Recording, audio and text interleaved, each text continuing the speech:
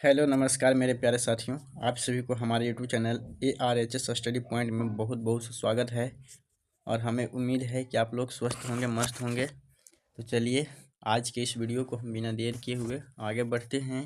और आगे बढ़ने से पहले हम आपको बता दें कि वीडियो को लास्ट तक देखिएगा। चैनल को सब्सक्राइब कीजिएगा या ना कीजिएगा उससे फ़र्क नहीं पड़ता है, आप वीडियो को लास्ट तक देखिएगा। अगर वीडियो आपको अच्छा लगता है, जानकारी आपको अच्छा लगता है, तब आप चैनल को सब्सक्राइब करके बेल आइकन को प्रेस कर लेंगे। ठीक है, तो चलिए हम आगे बढ़ते हैं। और आपका जो पहला सवाल है, सवाल नंबर पहला है कि निम्नलिखित में से कौन सा देश पहली मानव पनडुब्बी अंडर वाटर समरसिबल को लॉन्च करेगा? समरसिबल को लॉन्च करेगा, ये कौन सा देश है? बताइए कौन सा देश है भाई।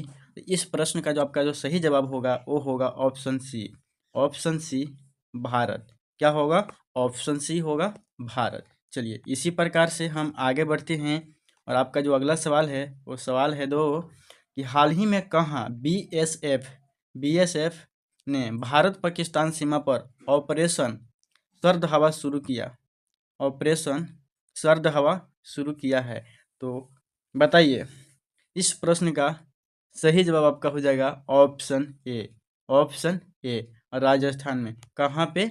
तो राजस्थान में। अगला सवाल है सवाल नंबर 3 कि हाल ही में आरबीआई ने किस बैंक पर मौद्रिक जुर्माना लगाया है?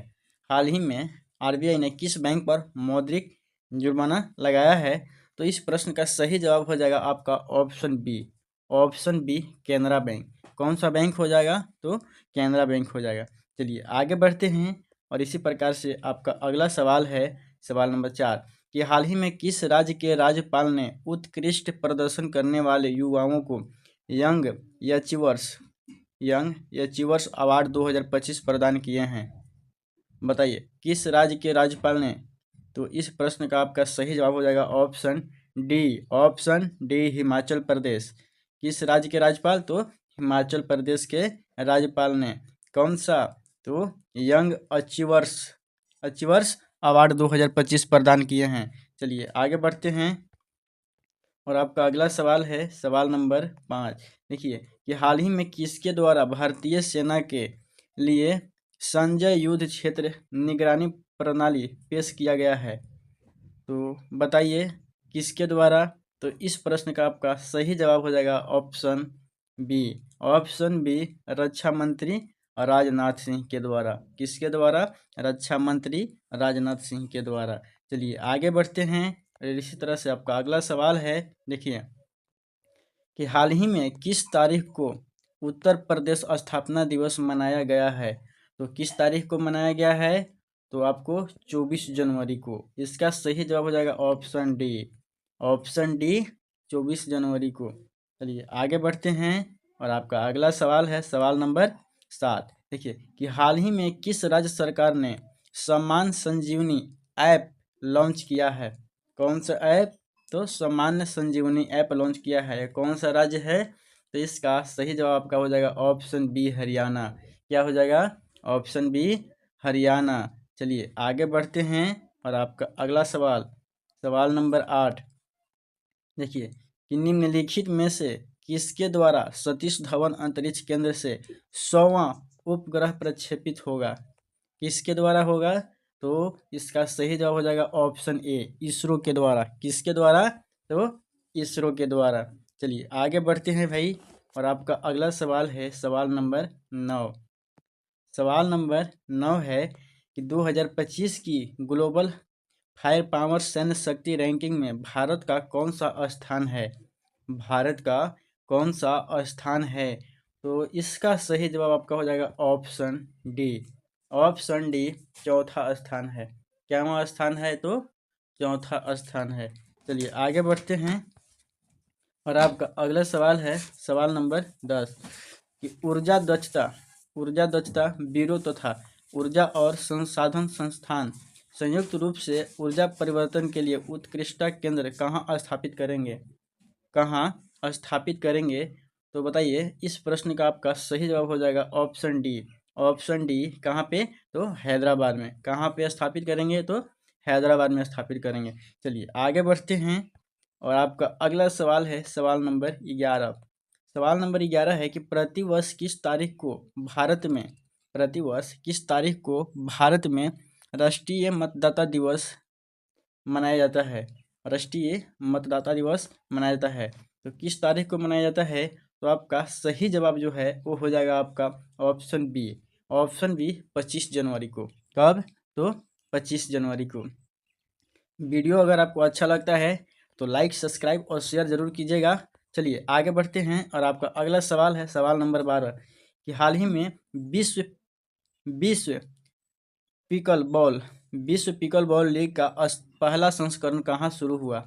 हाल ही में विश्व पिकल बॉल लीग का पहला संस्करण कहाँ शुरू हुआ है? तो कहाँ शुरू हुआ है भाई? तो इस प्रश्न का आपका सही जवाब जो है वो हो जाएगा मुंबई में। कहाँ पे हो जाएगा? मुंबई में, ऑप्शन ए। चलिए आगे बढ़ते हैं और आपका अगला सवाल है सवाल नंबर 13 कि हाल ही में 76वें गणतंत्र दिवस परेड में किसकी झांकी पहली बार शामिल होगी? किसकी झांकी पहली बार शामिल होगी? तो बताइए मेरे प्यारे साथियों, बताइए कि इस प्रश्न का क्या जवाब होगा? तो बताइए इस प्रश्न का आपका जो जवाब होगा वो होगा ऑप्शन डी। ऑप्शन डी कहने का मतलब है कि उपरोक्त सभी कहने का मतलब है कि जल सेना, थल सेना और वायु सेना क्या हो जाएगा? इन तीनों ने क्या हो जाएगा? इन तीनों ने पहली बार इस झांकी में शामिल हुए थे। चलिए आगे बढ़ते हैं और आपका जो अगला सवाल है वो है सवाल नंबर 14। सवाल नंबर 14 कि निम्नलिखित में से कहाँ प्रथम ओलंपिक अनुसंधान सम्मेलन की मेजबानी किया जाएगा? कहाँ पे किया जाएगा भाई? कहाँ पे किया जाएगा? तो बताइए इस प्रश्न का जो सही जवाब है वो हो जाएगा आपका ऑप्शन सी, गुजरात में। कहाँ पे किया जाएगा? तो गुजरात में किया जाएगा। चलिए आगे बढ़ते हैं और इसी तरह से आपका अगला सवाल है सवाल नंबर 15 कि निम्नलिखित में से किस वर्ष तक वैश्विक उपभोग में भारत की हिस्सेदारी 16% होने का अनुमान है? 16% होने का अनुमान है, तो किस वर्ष तक? तो आइए इस प्रश्न का सही जवाब हो जाएगा आपका ऑप्शन डी, वर्ष 2050 तक। कब तक? तो वर्ष 2050 तक। चलिए आगे बढ़ते हैं। अगला सवाल है कि मनुष्य ने सबसे पहले आग का प्रयोग कब करना आरंभ किया? कब करना आरंभ किया? तो प्राचीन पाषाण काल युग में, मध्य पाषाण काल युग में, नव पाषाण और ताम्र पाषाण में। तो इस प्रश्न का जो आपका जो सही जवाब हो जाएगा वो होगा, क्या होगा बताइए? इस प्रश्न का जो सही जवाब होगा वो होगा आपका ऑप्शन ए, प्राचीन पाषाण युग में। प्राचीन पाषाण युग में। तो चलिए आगे बढ़ते हैं और आपका अगला सवाल है सवाल नंबर 17। सवाल नंबर 17 है कि निम्नलिखित में से प्राचीनतम राजवंश कौन सा है? प्राचीनतम मतलब सबसे पुराना कौन सा है? तो इस प्रश्न का सही जवाब जो हो जाएगा वो हो जाएगा ऑप्शन सी, मौर्य वंश। ठीक है, क्या हो जाएगा? मौर्य वंश। चलिए आगे बढ़ते हैं और आपका जो अगला सवाल है वो है सवाल नंबर 18 कि सम्राट अशोक के अधिकांश अभिलेख किस लिपि में है? किस लिपि में है? तो इस प्रश्न का जो सही जवाब है वो हो जाएगा ऑप्शन ए, ब्राह्मी लिपि में। कौन सी लिपि में? ब्राह्मी लिपि में। आगे बढ़ते हैं और आपका अगला सवाल है सवाल नंबर 19 कि सातवाहन वंश का संस्थापक कौन था? सातवाहन वंश का संस्थापक कौन था? तो इस प्रश्न का जो सही जवाब है वो है ऑप्शन सी, सिमुक। कौन था? तो सिमुक। चलिए आगे बढ़ते हैं और आपका अगला सवाल है, थोड़ा स्पीड के साथ करेंगे, कि सिकंदर ने भारत पर कब आक्रमण किया? सिकंदर ने भारत पर कब आक्रमण किया? तो कब आक्रमण किया था भाई? तो इसका सही जवाब जो हो जाएगा वो हो जाएगा 326 ईसा पूर्व में। कब? 326 ईसा पूर्व में। चलिए आगे बढ़ते हैं और आपका अगला सवाल है सवाल नंबर 21 कि हाल ही में 23 जनवरी को नेताजी सुभाष चंद्र बोस की कौन सी जयंती मनाई गई? 23 जनवरी को नेताजी सुभाष चंद्र बोस की कौन सी जयंती मनाई गई? तो कौन सी जयंती मनाई गई भाई? तो इस प्रश्न का जो सही जवाब है वो हो जाएगा ऑप्शन सी। ऑप्शन सी, 128वीं जयंती मनाई गई। ठीक है, चलिए आगे बढ़ते हैं और आपका अगला सवाल है सवाल नंबर 22 कि हाल ही में किस राज्य ने 17 धार्मिक स्थलों पर शराब बिक्री पर प्रतिबंध लगा दिया है? 17 धार्मिक स्थलों पर शराब बिक्री पर प्रतिबंध लगा दिया। ऐसा कौन सा सरकार है? बताइए ऐसा कौन सा राज्य है या राज्य सरकार है? कौन सा है बताइए? मध्य प्रदेश। Option B, Madhya Pradesh. चलिए आगे बढ़ते हैं और आपका अगला सवाल है, देखिए कि भारत का सबसे पुराना पुस्तक मेला बोई मेला कहाँ आयोजित किया जा रहा है, कहाँ आयोजित किया जा रहा है। तो बताइए इस प्रश्न का जो आपका सही जवाब हो जाएगा वो हो जाएगा option A. Option A Kolkata में। कहाँ पे? तो कोलकाता में। कौन सा मेला? तो बोई मेला। ठीक है, आगे की ओर बढ़ते हैं और आपका अगला सवाल है सवाल नंबर 24 कि भारत की डिजिटलीकरण अर्थव्यवस्था 2024-25 के अंत तक राष्ट्रीय आय में कितना प्रतिशत योगदान देगी? राष्ट्रीय आय में कितना प्रतिशत योगदान देगी? तो कितना प्रतिशत योगदान देगी? तो इसका सही जवाब जो है वो हो जाएगा ऑप्शन सी 13.42%। 13.42%। चलिए आगे बढ़ते हैं और आपका अगला सवाल है कि किस राज्य सरकार ने दावोस में चल रहे विश्व आर्थिक मंच सम्मेलन में 1.78 लाख करोड़ रुपए का निवेश प्राप्त किया है?